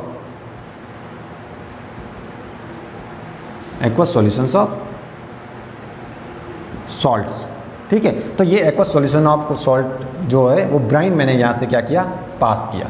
ये आपके यहाँ पे क्या लगी रहती है, एक मेम्ब्रेन लगी रहती है, ठीक है। ये आपकी है दैट इज मेम्ब्रेन। एक मेम्ब्रेन क्या होता है, एक तरह से पारदर्शी झिल्ली होती है, समझ रहे हो ना, जो इनको क्या करते हैं, सॉल्यूशंस को अलग अलग करती है, ठीक है। तो मेम्ब्रेन होती है जो इसको सेपरेशन का क्या करती है, यहाँ पे काम करती है। यहाँ से आपकी सपोज करो Cl2 गैस निकल रही है, सपोज करो, मैं इसलिए बोल रहा हूँ कि मैं बताऊँगा कि क्यों निकलती है यहीं से। अभी ये मान के चल रही है कि यहाँ से क्या निकल रही है, आपकी Cl2 गैस निकल रही है, और यहाँ से आपकी क्या निकल रही है, H2 गैस निकल रही है। सर ये कहाँ से पता लगा कि Cl2 H2, मैंने रिएक्शंस पहले बताई थी, एक बार मैं लिख देता हूँ रिएक्शंस आपकी ये थी कि NaCl H2O के साथ रिएक्शन करता है in the presence of current I, ठीक है, in the presence of current. तो आपका बनता है NaOH H2 एंड Cl2, ये बनना था। ये मैंने रिएक्शंस आपको बताई थी, मुझे यहाँ से पता लगा कि H2 भी बनती है, Cl2 भी बनती है, इसलिए मैंने बोला कि यहाँ से H2 निकल रही है, यहाँ से Cl2 निकल रही है, यहाँ से H2 निकल रही है, और यहाँ से आपका NaOH सोडियम हाइड्रोक्साइड बन रहा है। अब आ जाइए समझने लायक, तो अब रिएक्शन, अब काम आ गया। अब देखो मैंने बताया था कि जो Cl2 होता है उसमें जो Cl होता है वो माइनस होता है, नेगेटिव चार्ज होता है, और जो आपका हाइड्रोजन होता है वो मैंने बताया था कि हाइड्रोजन प्लस चार्ज होता है। ये मैंने कई बार आपको बताया है, मैंने HCl जो कंपाउंड था उसको भी ब्रेक करके बताया था कि H प्लस होता है और Cl क्या होता है, माइनस होता है। H प्लस होता है, Cl माइनस होता है, एनोड पे क्या है, प्लस है। जब यहाँ पे रिएक्शंस होगी, यहाँ पे मैंने ब्राइन सॉल्यूशंस मैंने अंदर डाला, मैंने वाटर मिक्स किया, मैंने इलेक्ट्रिसिटी प्रोड्यूस की, इलेक्ट्रिसिटी को यहाँ से मैंने क्या किया, इसके अंदर पास करवाया, तो NaCl H2O के साथ रिएक्ट करेगा in the presence of electricity, आपका NaOH H2 और Cl2 बनेगा। अब Cl2 और H2 यहाँ से निकल रहे हैं, जैसे निकलेंगे तो पता लगेगा कि Cl पे क्या है, माइनस है, Cl पे क्या है, माइनस चार्ज है। अब माइनस और प्लस के बीच में क्या होगा, अट्रैक्शन होगा। आपका माइनस चार्ज है, यहाँ पे एनोड प्लस चार्ज है, तो माइनस और प्लस के बीच में आपका अट्रैक्शन होगा। इसलिए मैंने बोला कि जो Cl2 गैस होगी वो किससे निकलेगी, एनोड से निकलेगी। समझ गए क्यों बोला? मैंने यही बोला कि आपका Cl माइनस है, आपका एनोड प्लस है, आपका Cl माइनस है, आपका एनोड प्लस है, माइनस और प्लस के बीच में, माइनस और प्लस के बीच में क्या होगा, अट्रैक्शन होगा, अट्रैक्शन होगा, और आपकी Cl2 बाहर निकल जाएगी। वही चीज़ H प्लस है, H के ऊपर प्लस है, कैथोड के ऊपर माइनस है, H के ऊपर प्लस है, कैथोड के ऊपर माइनस है, प्लस और माइनस में अट्रैक्शन, प्लस और माइनस में अट्रैक्शन, H2 गैस कहाँ से निकल जाएगी, कैथोड साइड से निकल जाएगी। समझ गए? एकदम भयंकर। कैसे समझ में आया? पता लगा कैसे गैसें निकल रही, कहाँ से निकल रही है, कि ऊपर से सब निकल रही है गैसें? नहीं, ऐसा नहीं है। मैंने बताया, पूरा मेथड बताया कि आपको पता है कि Cl पे क्या है, माइनस चार्ज है, हाइड्रोजन पे क्या है, प्लस चार्ज है, एनोड पे प्लस चार्ज है, कैथोड पे माइनस चार्ज है, ये मैंने आपको बता दिया। अब प्लस और माइनस में अट्रैक्शन होता है ना, मेल और फीमेल में ही तो अट्रैक्शन होगा, मेल मेल में अट्रैक्शन नहीं होता ना। तो मेल और फीमेल में अट्रैक्शन होता है जब ऑपोजिट जेंडर मिलते हैं, ऑपोजिट जेंडर मिलते हैं तब अट्रैक्शन होता है। तो प्लस माइनस प्लस के साथ अट्रैक्ट करेगा, ना कि माइनस माइनस। माइनस माइनस में क्या होगा, रिपल्सन होगा, माइनस माइनस में क्या होगा, रिपल्सन होगा, प्लस माइनस में क्या होगा, अट्रैक्शन होगा, अट्रैक्शन होगा, अट्रैक्शन होगा। तो यही चीज़ें यहाँ पे मैंने आपको बताया, ठीक है। अब ये हो गया आपका, ये निकल गया NaOH। अब देखो ये चीज़ें निकल गई, अब इनके यूजेज में बता देता हूँ कि कौन सी चीज़ कहाँ यूज होती है। अब देखो ये आपका जो Cl2 है ना, क्लोरीन गैस, ये आपका डिसइंफेक्शन में यूज होती है, ठीक है। ये मैं हटा देता हूँ, ये हटा देता हूँ, फिर लिखता हूँ, ये दोबारा लिख देता हूँ मैं। यहाँ पे आपका क्या है, ब्राइन सॉल्यूशन पास हो रहा है, ठीक है। तो ये आपका जो Cl2 है, इसको मैं बाहर लिखता हूँ। Cl2 जो है ये आपकी, ये अब Cl2 का क्या यूज हो रहा है, डिसइंफेक्शन है। अब डिसइंफेक्शन क्या होता है, आपके शहर में पानी की सप्लाई होती है, वाटर सप्लाई होती है, कहाँ से होती है, वाटर ट्रीटमेंट प्लांट से होती है। वाटर ट्रीटमेंट प्लांट में पानी कहाँ से आता है, नदियों से आता है, डैम से आता है, रिवर से और डैम से या लेक से। रिवर, डैम, लेक, पॉन्ड, जहाँ भी आपका वाटर का स्टोरेज है, क्या करती है, इंजीनियर लोग क्या करते हैं, वहाँ से पानी को कलेक्ट करते हैं, कहाँ ले जाते हैं, वाटर ट्रीटमेंट प्लांट में ले जाते हैं। वाटर ट्रीटमेंट प्लांट में आपको पानी में, अब देखो आपने सीधा ओपन सोर्स से पानी लिया है, वाटर लिया है आपने, रिवर से लिया है आपने, पॉन्ड से लिया है आपने, डैम से लिया, ऑब्वियसली बात है उसमें क्या होता है, बैक्टीरिया होते हैं। आपको बैक्टीरिया को क्या करना है, किल करना है बस। आप बैक्टीरिया नहीं पी सकते ना, तो क्योंकि डिजीज़ हो जाएगी। तो बैक्टीरिया नहीं पी सकते क्योंकि आपको पास डिजीज़ हो जाएगी, तो बैक्टीरिया को आपको क्या करना है, डिसइंफेक्शन करना, और डिसइंफेक्शन के लिए मुझे क्या करना पड़ेगा, क्लोरीन गैस की जरूरत पड़ती है। ये क्लोरीन गैस का यूजेज कहाँ होता है, disinfection of water, disinfection of water, खत्म, डिसइंफेक्शन ऑफ वाटर, ये चीज़ होता है। स्विमिंग पूल में आपकी यूज होती है। कमेंट सेक्शन में बताना मुझे कि कौन कौन स्विमिंग पूल में गया हुआ है, ठीक है। स्विमिंग पूल में भी Cl2 का यूज होता है। ये जो H2 गैस है, H2 गैस का कहाँ यूज होता है, फ्यूल में यूज होता है, फ्यूल में H2 गैस यूज होती है। NaOH कहाँ यूज होता है, NaOH आपका जो आपका ये ब्लीचिंग पाउडर होते हैं, वॉशिंग सोडा जो रहता है, वॉशिंग, ठीक है, ये चीज़ें जो होती है इनमें क्या होता है, आपका NaOH यूज होता है, ठीक है। तो Cl2 डिसइंफेक्शन में, स्विमिंग पूल्स में यूज होता है, H2 आपका फ्यूल्स में यूज होता है, और आपका जो NaOH होता है वो आपका कहाँ यूज होता है, ये आपके जो डी ग्रीसिंग मेटल होते हैं, सोप होता है, और ये यहाँ पे सोप भी लिख सकते हैं, ठीक है, ठीक है, आप सोप लिख सकते हो, आप डिटर्जेंट लिख सकते हो, ठीक है। Soap, detergent, bleaching powder, washing, इनमें सब में क्या होता है, NaOH का यूज होता है, ठीक है। ये बहुत ही अच्छा एग्जाम्पल है, इसमें बहुत सारी चीज़ें आपने को देखने को मिलती है, क्योंकि एक कॉमन है जिसमें Cl2, H2, NaOH कैसे ये रिएक्शंस होती है, सब देखने को मिलते हैं। ये पूरा आपको समझ में अच्छे से आना चाहिए, ठीक है। तो ये आपका हो गया NaOH से रिलेटेड। मैंने H2 बता दिया, मैंने Cl2 का यूजेज बता दिया, NaOH का मैंने क्या किया, यूजेज बता दिया। तो ये चीज़ें आपने हमने डिस्कस कर ली। अब नेक्स्ट वन पे आ जाइए, ब्लीचिंग पाउडर, ठीक है। आप कहाँ क्या आ जाइए, ब्लीचिंग पाउडर पे आ जाइए। ब्लीचिंग पाउडर, ठीक है। आपका क्या होता है, स्लैक्ड लाइम होता है। स्लैक्ड लाइम क्या करता है, आपका रिएक्शंस करता है क्लोरीन गैस के साथ। जो यहाँ पे जो क्लोरीन निकली है उसके साथ आपका जो स्लैक्ड लाइम होता है वो क्या करता है, रिएक्शन करता है, और आपका क्या बनता है, ब्लीचिंग पाउडर बनता है, जो टेक्सटाइल इंडस्ट्री इन चीज़ों में क्या होता है, यूज होता है। तो अच्छे से पढ़ते हैं, ब्लीचिंग पाउडर,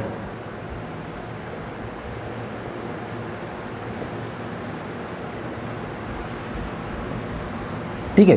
ब्लीचिंग पाउडर हो गया। अब देखो,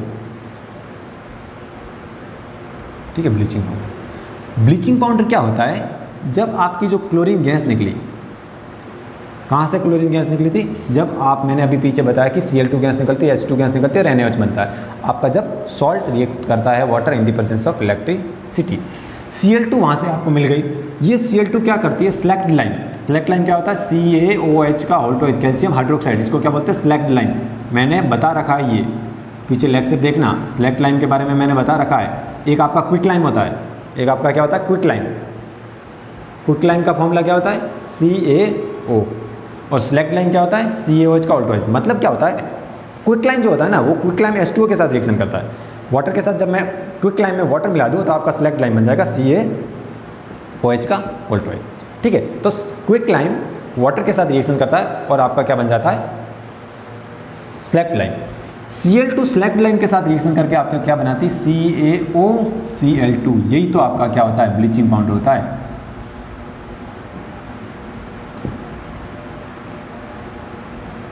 यही तो आपका क्या होता है, ब्लीचिंग पाउडर होता है। समझ गए?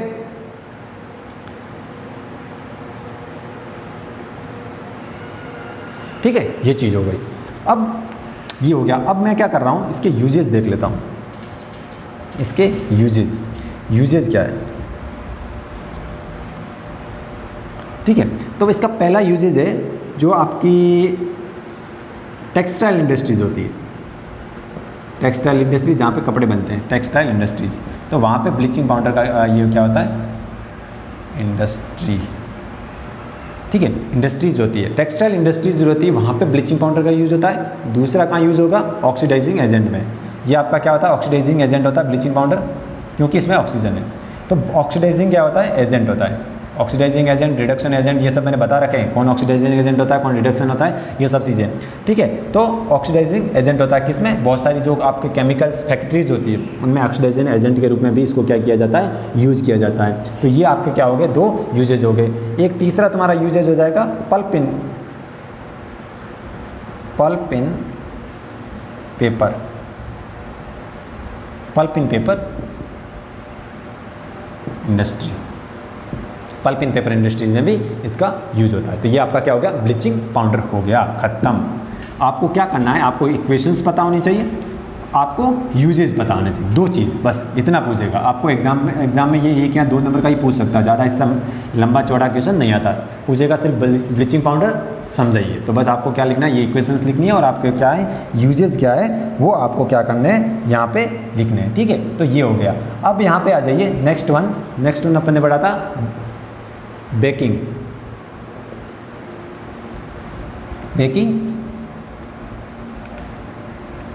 सोडा, ठीक है। तो ये तुम्हारा हो गया बेकिंग सोडा। अब बेकिंग सोडा के बारे में अपने को क्या करना है, थोड़ा सा ब्रीफली डिस्कस करना है, ठीक है। ये थोड़ा सा सही लिख दीजिए, बेकिंग सोडा। अब बेकिंग सोडा क्या होता है, आपका NaHCO3 होता है। इसका नाम क्या हो जाएगा, सोडियम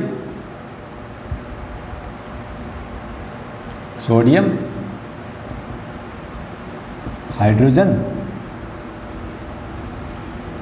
कार्बोनेट, ठीक है। सोडियम हाइड्रोजन कार्बोनेट, ये आपका क्या हो जाएगा, बेकिंग सोडा हो गया।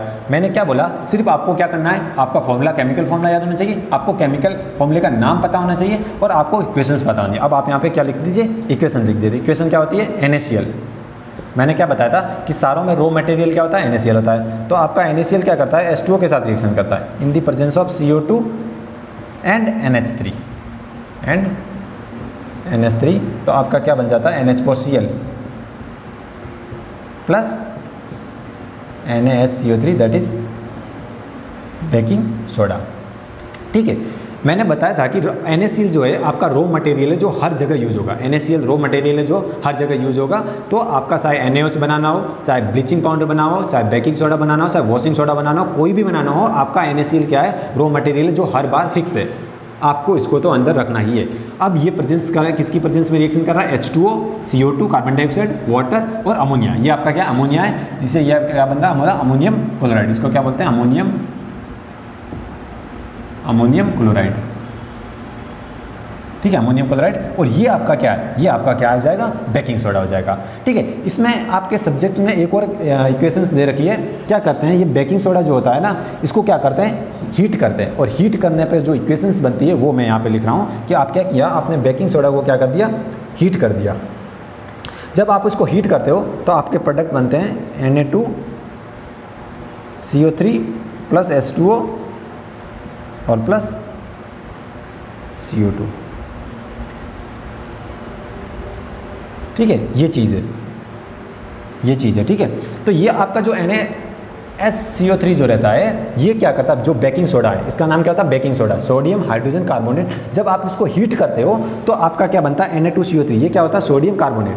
इसको क्या बोलते हैं, सोडियम कार्बोनेट, ठीक है। ये सोडियम कार्बोनेट है। ये sodium carbonate plus water plus आपका CO2 बनता है। अब ये CO2 जो बनता है ना, आप इसका यूज कहाँ देखो, आप घर में चपाती बनाते हो, ठीक है। आप चपाती बनाते हो तो चपाती आपकी फूल जाती है। आपके चपाती के फूलने का जो रीज़न है ना, वो आपका CO2। क्या होता है, जब आप उसको हीट करते हो, बेकिंग सोडा को हीट करते हो, जब तवे पे रख के उसको हीट करते हो तो उसमें क्या निकलती है, CO2 गैस निकलती है। अब ये जो CO2 गैस होती है ना, वो क्या करती है, आपकी जो चपाती होती है उसके अंदर क्या हो जाती है, फिल हो जाती है। और फिल होने के बाद में वो आपकी क्या हो जाती है, स्पॉन्जी, ठीक है। एक थोड़ी सी स्पाइसी टाइप हो जाती है, स्पाइसी तो नहीं बोल सकते उसको, थोड़ी सी क्या हो जाती है, सॉफ्ट हो जाती है, ठीक है, सॉफ्ट हो जाती है। आपकी जो चपाती होती है वो क्या हो जाती है, सॉफ्ट हो जाती है और थोड़ी स्पॉन्जी टाइप हो जाती है, ठीक है। तो स्पॉन्जी और सॉफ्ट होती है ना, ये चीज़ जो है वो किसकी वजह से होती है, आपके CO2 की वजह से होती है। क्यों, क्योंकि उसके अंदर CO2 क्या हो जाती है, फिल हो जाती है और आपकी चपाती एक तरह से गोल फुटबॉल की तरह बन जाती है, एकदम फूल जाती है। तो उसका रीज़न क्या है, CO2। आज से चपाती फूलोगी तो क्या बोलोगे, CO2 भर गई, ठीक है, ये चीज़ हो गई। तो ये हो गया। अब आप क्या, इसमें क्या है, बेकिंग जो सोडा है, बेकिंग सोडा का आप क्या कर लीजिए, थोड़ा सा यूज़ देख लीजिए कि ये यूज़ कहाँ कहाँ होता है। तो इसका यूज़ कहाँ पे होगा, for making baking powder, antacid और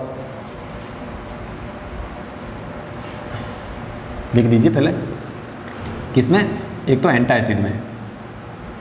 एसिड में भी इसको यूज़ कर सकते हैं दूसरा आपका हो जाएगा, दूसरा हो जाएगा making baking powder, making baking baking powder. तीसरा हो जाएगा आपका soda, soda acid, fire extinguisher. ठीक है, फायर एक्सटिंग्विशर क्या होते हैं? फायर एक्सटिंग्विशर जब आपके कहीं पे आग लग जाती है, आग लग जाती है तो आपको क्या उसको बुझाना होता है, तो बुझाने के लिए आप क्या करते हैं? फायर एक्सटिंग्विशर, जैसे वो बड़े बड़े सिलेंडर लगे रहते हैं ना छोटे छोटे इतने, तो वो क्या होता है? आपके फायर एक्सटिंग्विशर होते हैं। तो फायर एक्सटिंग्विशर में भी आप क्या करते हैं? बेकिंग सोडा को यूज करते हो। ठीक है, और फॉर फास्ट कुकिंग, ये भी इसका क्या है? एक यूजेज है। ठीक है, ये चीज़ हो गई। तो ये आपके बेकिंग सोडा के क्या हो गए? यूजेज हो गए। ख़त्म, फटाफट कर लेते हैं। उसके बाद आप आ जाइए वॉशिंग सोडा। नेक्स्ट वन आपका वॉशिंग सोडा। वॉशिंग सोडा क्या होता है? वही Na आपका क्या होता है? Na2CO3.10H2O। ठीक है, Na2CO3.10H2O। ठीक है, तो कोई दिक्कत नहीं है। जो Na2CO3 आपका बना था बेकिंग सोडा, मैंने क्या किया? NaSO3 बेकिंग सोडा को हीट किया, बेकिंग सोडा को हीट किया तो आपका बना Na2CO3 plus CO2 plus H2O। अब जो Na2CO3 बना कैल्शियम कार्बोनेट, अब उसमें क्या कर दीजिए? 10H2O मिला दीजिए, तो आपका क्या बन जाएगा? Na2CO3.10H2O। तो ये आपका क्या बन गया? वॉशिंग सोडा हो गया। अब ये जो 10H2O होता है, 5H2O होता है, 2H2O होता है, ये क्या होता है? ये क्रिस्टलाइन वाटर होता है। That is the molecules of water in the form of crystalline. ठीक है, तो क्रिस्टलाइन मॉलिक्यूल्स होते हैं, नंबर ऑफ क्रिस्टलाइन मॉलिक्यूल्स होते हैं जो एक केमिकल फॉर्मूले में एग्जिस्ट करते हैं। ये क्या होता है मैं बताऊंगा आपको। अभी एक के लिए जान लीजिए कि जो वॉशिंग सोडा होता है उसका फॉर्मूला होता है Na2CO3.10H2O। और इनका यूज़ क्या हो जाएगा? इसके आप यूजेज लिख दीजिए, इसके यूजेज लिख दीजिए। Glass, soap, paper industries, paper industry. ठीक है, तो glass industries, soap industries, paper industries, इनमें क्या होता है? इसका यूज होता है। दूसरा यूज लिख दीजिए मैन्युफैक्चरिंग ऑफ बॉक्साइड,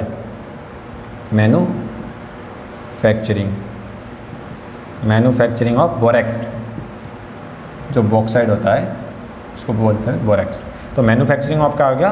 बोरेक्स हो गया। तीसरा क्या आ जाएगा? तीसरा आ जाएगा आपका क्लीनिंग पर्पज़ में, जो आप घर में क्लीनिंग करते हो उस क्लीनिंग पर्पज़ में भी आपका क्या होता है? ये यूज होता है। ठीक है, तो ये आपका वॉशिंग सोडा हो गया। नेक्स्ट वन पे आ जाइए। बस आपको कुछ नहीं याद रखना है, आपको नाम पता होना चाहिए, केमिकल फॉर्मूला पता होना चाहिए, केमिकल फॉर्मूले का केमिकल नाम पता होना चाहिए, और आपको रिएक्शंस पता होनी चाहिए। बस खत्म, इसमें इतना ही याद रखना है, बाकी फालतू चीज़ें याद नहीं रखनी है। आपको यूजेज, केमिकल फॉर्मूला और केमिकल नाम, ये तीन चीज़ें आपको क्या करनी है? इनमें याद करनी है। बस ज़्यादा आपको इधर उधर की बात याद नहीं करनी है। एक चीज़ आपने देखी होगी, प्लास्टर ऑफ पेरिस, जो आपका कॉपर सल्फेट होता है .2H2O, ये आपका क्या होता है? इसको बोलते हैं अपन जिप्सम।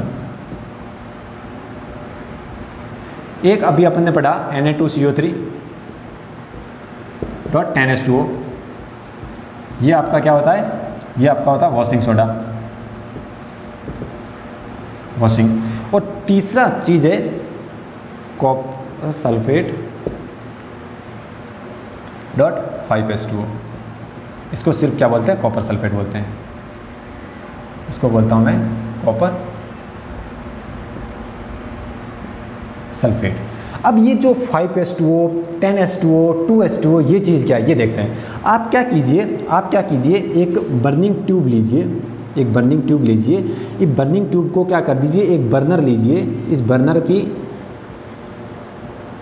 एक बर्नर लीजिए। ठीक है, मैंने एक बर्नर ले लिया और बर्नर में मैंने क्या किया? एक बर्निंग ट्यूब ले ली। इस बर्निंग ट्यूब में मैंने क्या किया? कॉपर सल्फेट के कुछ पीसेस मिला दिए। अब जब आप कॉपर सल्फेट के कुछ पीसेस को हीट करते हो, ये आपके क्या है? ये आपके कॉपर सल्फेट है, कॉपर सल्फेट के कुछ पीसेस है, ये आपके क्या है? बर्नर है। अब आप जब इसको हीट करते हो तो आप देखोगे कि यहाँ पे कुछ बूंद ड्रॉपलेट आ जाती है वाटर की। तो ये वाटर की क्या है? ड्रॉपलेट है। ठीक है। तो वाटर की क्या होती है, ड्रॉपलेट्स आ जाती है। ये ड्रॉपलेट्स जो है ना, ये क्या शो करती है, आपने कॉपर सल्फेट को हीट किया, आपने कॉपर सल्फेट .5H2O को हीट किया, आपको ड्रॉपलेट्स दिखाई दी। ये ड्रॉपलेट्स कहाँ से आई, ये ड्रॉपलेट्स यहाँ से आई, जो आपके 5H2O है वहाँ से आपकी क्या आती है, ड्रॉपलेट्स आती है। कहने का मतलब है कि ये जो 5H2O, 2H2O, 10H2O, ये चीज़ें क्या होती हैं, ये क्रिस्टलाइन फॉर्म में आपके वाटर के क्या होते हैं, मॉलिक्यूल्स होते हैं। ठीक है, तो वाटर के जो मॉलिक्यूल्स होते हैं वो आपके क्रिस्टलाइन फॉर्म में यहाँ पे क्या होते हैं, एडजस्ट होते हैं। तो 5H2O, 10H2O, 2H2O, ये क्या होते हैं, एक तरह से वेटनेस को शो कर रहे हैं। ये मटेरियल में जो क्रिस्टल्स होते हैं, कोई भी आपका सॉल्ट है, सॉल्ट के क्या होते हैं, क्रिस्टल्स होते हैं। आप सॉल्ट के ऐसे ऐसे क्रिस्टल्स होते हैं, ठीक है, सॉल्ट के ऐसे क्रिस्टल होते हैं, ये ऐसे। इन क्रिस्टल्स में क्या होता है, वाटर के क्या होते हैं, मॉलिक्यूल्स होते हैं। उन वाटर के मॉलिक्यूल्स की वजह से जब आप इस चीज़ को, सॉल्ट को हीट करते हो, तो आपके वाटर की क्या होती है, ड्रॉपलेट्स दिखाई देती है। तो इससे पता चलता है कि हाँ, ये इसमें ये होता है, इसमें ये होता है, इसमें ये होता है। इसलिए यहाँ से आया कि इसमें 2H2O, 10H2O, 5H2O, ये सब कहाँ थे, एक्सपेरिमेंटल पॉइंट ऑफ व्यू से यहाँ पे आपको देखने को मिलेंगे। समझ गए? तो मेरा मेन उद्देश्य ये था कि जो ये आपका जिप्सम है ना, जिप्सम का एक थोड़ा सा यूज है, ठीक है। जिप्सम की बात करूं तो जिप्सम को आप क्या करते हो, हीट करते हो 373 केल्विन पे। जिप्सम को क्या करते हो आप, 373 पे हीट करते हो, तो आपको एक प्रोडक्ट मिलता है, दैट इज CuSO4.12H2O। ठीक है, CuSO4.12H2O। ये आपका क्या होता है, ये आपका होता है plaster of Paris, plaster of Paris. ये प्लास्टर ऑफ पेरिस जो होता है ना, आपके जब फ्रैक्चर हो जाता है, आप किसी खेल रहे हैं, आप कूद रहे हैं, आप छत से कभी गिर जाते हैं, तो आपके क्या हो जाती है, हड्डी ब्रेक हो जाती है, आपकी बोन ब्रेक हो जाती है। अब जब बोन ब्रेक हो रही है, बोन ब्रेक हो गई, ये आपकी बोन है, आपकी बोन ब्रेक हो गई, ठीक है, ये आपकी बोन थी, अब आपकी बोन क्या होगी, थोड़ी सी ब्रेक हो गई। आपको वापस उसको क्या करना है, अलाइनमेंट में वापस लाना है, तो उसके लिए डॉक्टर क्या करता है, प्लास्टर ऑफ पेरिस यूज़ करता है। तो आपकी बोन, आपकी हड्डी जब टूट जाती है, तो आप उसको वापस क्या करता है, डॉक्टर उसको अलाइनमेंट में लाता है। डॉक्टर क्या करता है, इसको वापस अलाइनमेंट में लाता है, और यहाँ पे क्या करता है, प्लास्टर ऑफ पेरिस क्या करता है, आपके वाइट जो पाउडर होता है, वो यहाँ पे आपका क्या कर देता है, प्लास्टर कर देता है। और आप आफ्टर 2 मंथ, आफ्टर 3 मंथ आपका क्या हो जाता है, वापस बोन क्या हो जाती है, सही हो जाती है, जुड़ जाती है। तो कहने का मतलब है कि जो प्लास्टर ऑफ पेरिस होता है, ये क्या होता है, पाउडर फॉर्म में होता है। सॉरी, पेन नहीं चल रहा, ये आपका क्या होता है, पाउडर फॉर्म में होता है। ये जो पाउडर फॉर्म में होता है, ये पाउडर फॉर्म में होता है। प्लास्टर ऑफ पेरिस क्या होता है, पाउडर फॉर्म में होता है। अब क्या करते हैं, पाउडर फॉर्म में प्लास्टर ऑफ पेरिस लिया, उसमें आपने क्या कर दिया, वाटर मिला दिया। जैसे ही आपने प्लास्टर ऑफ पेरिस में वाटर मिलाया, आपका क्या बन गया, जिप्सम बन गया। और जिप्सम क्या होता है, हार्ड होता है। ये जिप्सम जो होता है वो क्या होता है, हार्ड होता है। और यहाँ पे आप क्या करते हो, आपकी जो बोन ब्रेक हो गई, अब बोन ब्रेक हो गई, तो डॉक्टर क्या करता है, यहाँ पे प्लास्टर ऑफ पेरिस लेता है, पाउडर फॉर्म में होता है, पाउडर फॉर्म में उसमें क्या कर देता है, पानी मिला देता है, और पानी का जो सॉल्यूशंस होता है वो यहाँ पे क्या कर देता है, लगा देता है, और वो पानी का सॉल्यूशन से वो क्या बन जाता है, आपका जिप्सम बन जाता है, और वो हार्ड हो जाता है। तो ये आपकी जो आपने प्लास्टर किया वो क्या हो जाता है, हार्ड हो जाता है। और आफ्टर 2 और 3 मंथ आप क्या करते हो, उसको कट करते हो, आपका जो बोन ब्रेक हुई थी वो क्या हो जाता है, सही हो जाता है। तो ये प्लास्टर ऑफ पेरिस का क्या है, यूजेज होता है। ठीक है, ये आपका चैप्टर यहीं पे कंप्लीट होता है। ठीक है, चैप्टर 1 और चैप्टर 2 आपके यहाँ पे कंप्लीट हो चुके हैं। नेक्स्ट वन हम करेंगे, इसके सॉल्यूशंस करेंगे, जो भी आपके एनसीईआरटी में दे रखे हैं उनके सॉल्यूशंस करेंगे। कुछ प्रीवियस ईयर क्वेश्चन भी अच्छे हुए तो वो भी डिस्कस करेंगे, और नेक्स्ट चैप्टर स्टार्ट करेंगे। ठीक है, तो आपका यहाँ पे चैप्टर कंप्लीट होता है।